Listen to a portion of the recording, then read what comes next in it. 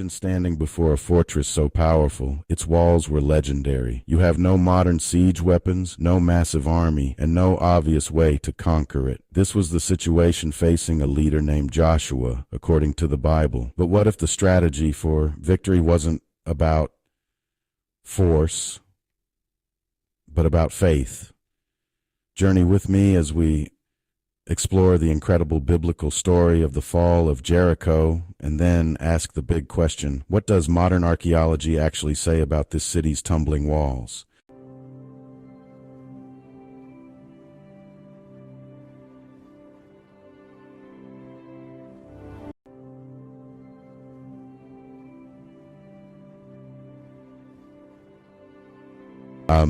The story, as told in the book of Joshua, begins after 40 long years of wandering in the desert. The people of Israel had finally arrived at the edge of the promised land. Led by their commander, Joshua, they stood on the banks of the Jordan River. Before them lay Canaan, and its gateway was the city of Jericho, one of the most ancient cities in the world. The biblical narrative portrays Jericho as a symbol of impenetrable strength, while the city's real-life fortifications changed over thousands of years. The story presents the Israelites with a seemingly unconquerable military target. The inhabitants of Jericho watched from their ramparts, confident in their defenses. According to the book of Joshua, faced with this challenge, Joshua sent 2 spies into the city. Their mission was nearly a failure from the start when the king of Jericho learned of their presence and sent soldiers to capture them. They found refuge in a surprising place, the home of a woman named Rahab, whose house was built into the city wall. But Rahab did more than just hide them. She declared her faith. She told the spies she believed their God was the one true God who had already given them the land. In exchange for her help, the spies promised to spare her and her family when the city inevitably fell. She let them down by a scarlet rope, a symbol of the pact that would save her life. When the spies returned, the account in Joshua says that God delivered the battle plan, and by any military standard, it was completely bizarre. Here were the instructions. The Israelite army, led by priests carrying the sacred Ark of the Covenant, was to march around Jericho once a day for 6 straight days. No battle cry, no attack, not even a word spoken. The only sound would be the tramping of feet and the blast of 7 trumpets made from ram's horns. Then, on the 7th day, they were to march around the city 7 times. Imagine the scene from the story. The people of Jericho, peering down from their walls, would have been utterly baffled, first with fear, then confusion, and finally, mockery. What kind of army just walks in circles? For the Israelites, in the narrative, it was an immense test of obedience. Day after day they marched in silence, trusting a plan that defied all human logic and putting their faith in a divine promise. If you're finding this story of faith and mystery as fascinating as I do, consider subscribing to our channel to journey with us through more of history's greatest tales. Then came the 7th day. As the sun rose, the Israelites began their march. Once, twice, they circled the city, the 7 trumpets sounding their eerie call. 3 times, 4, 5, 6. The tension must have been unbearable. Finally, after the 7th circuit, Joshua gave the command. The priests unleashed a long, powerful blast from their trumpets, and as one, the entire nation of Israel let out a great shout, a thunderous roar of absolute faith. In that moment, the Bible describes a miracle.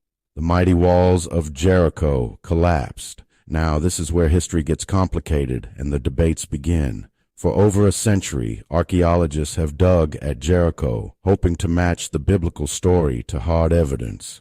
Early 20th century excavators like John Garstang were convinced they found proof: collapsed mud brick walls and a thick layer of ash from a fire, which they dated to around 1400 BCE, a time that fits with the biblical narrative. Some interpretations of this older evidence even suggested the walls fell outward, creating a ramp for the attackers.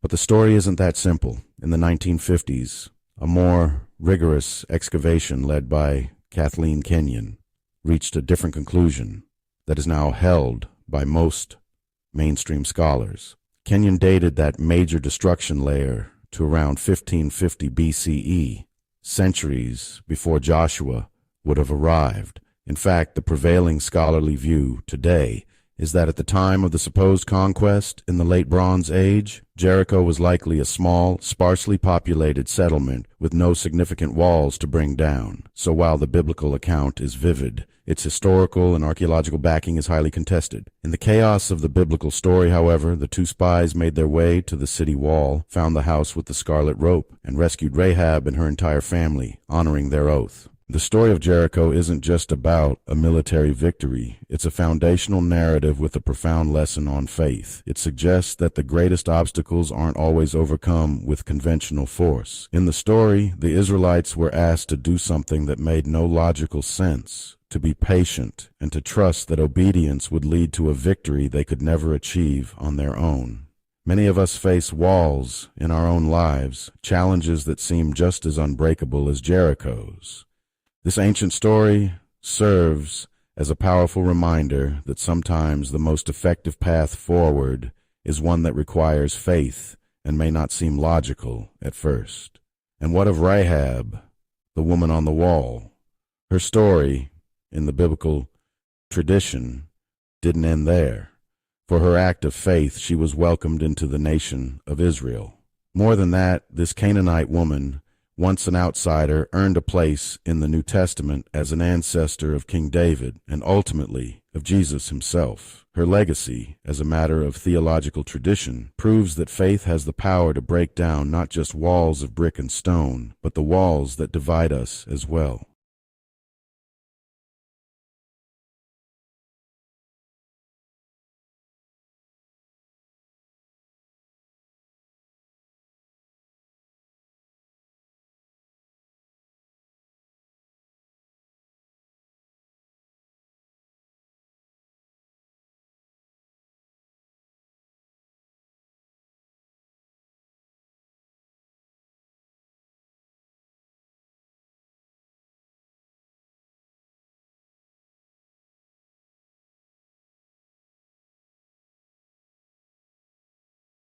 What if an impenetrable fortress could fall, not by weapons, but by faith alone? Imagine a city whose walls were so thick, chariots could race on top of them, and then they crumbled. This is the story of Jericho, a pivotal moment in biblical history that showcases divine intervention and unwavering faith. The Israelites had been wandering in the wilderness for years, and finally, they were on the cusp of entering the Promised Land. But standing in their way was the heavily fortified city of Jericho. Its walls were imposing, a seemingly insurmountable barrier to the Israelites' dream of a homeland. The city was like a giant, unyielding sentinel, guarding the entrance to the land God had promised them. The Israelites knew they couldn't take down Jericho through conventional means. The city's defenses were too strong, its walls too high. They were faced with a daunting reality: no army, no matter how skilled or well-equipped, could breach those walls. The challenge was clear, but the solution was far from obvious. It was as if the Israelites were staring up at a mountain, wondering how they could possibly climb it. The task seemed impossible, and the Israelites must have felt a mix of emotions, fear, doubt, and uncertainty. How could they overcome such an obstacle? It was a test of their faith, a moment when they had to choose between trusting in their own abilities and trusting in God's plan. The Israelites had come too far to turn back now, but the road ahead looked bleaker than ever. In the face of this seemingly insurmountable challenge, God gave Joshua an extraordinary set of instructions. He told them to march around the city, not once, but for 7 days. On the seventh day, they were to blow trumpets and shout, and God would take care of the rest. These instructions must have seemed baffling, even ridiculous, to the Israelites. What could marching around a city possibly do to weaken its defenses? The Israelites were to march in silence, with the priests blowing the trumpets, and on the seventh day, they were to shout with all their might. It was an unconventional plan, to say the least. But Joshua and the Israelites chose to obey, to trust in God's wisdom and power. They marched, they blew the trumpets, and on the seventh day, they shouted. And then, something miraculous happened. As they shouted, the walls of Jericho began to shake, and then they came tumbling down. The ground must have trembled beneath their feet as the once mighty walls crumbled, creating a breach that the Israelites could pour through. It was a moment of pure chaos, but also of incredible triumph. The power of faith had overcome the impossible, and God's faithfulness to his promises had been revealed. The Battle of Jericho is more than just a story about a city that fell. It's a testament to the power of faith, obedience, and divine intervention. It shows us that with God, even the impossible is conquerable. As we reflect on this incredible story, we're reminded that our own challenges, no matter how daunting, can be overcome with faith and trust in God. What do you think about the story of Jericho? Share your thoughts in the comments below. If you're inspired by stories of faith in history, consider subscribing for more videos that explore the incredible and the unknown.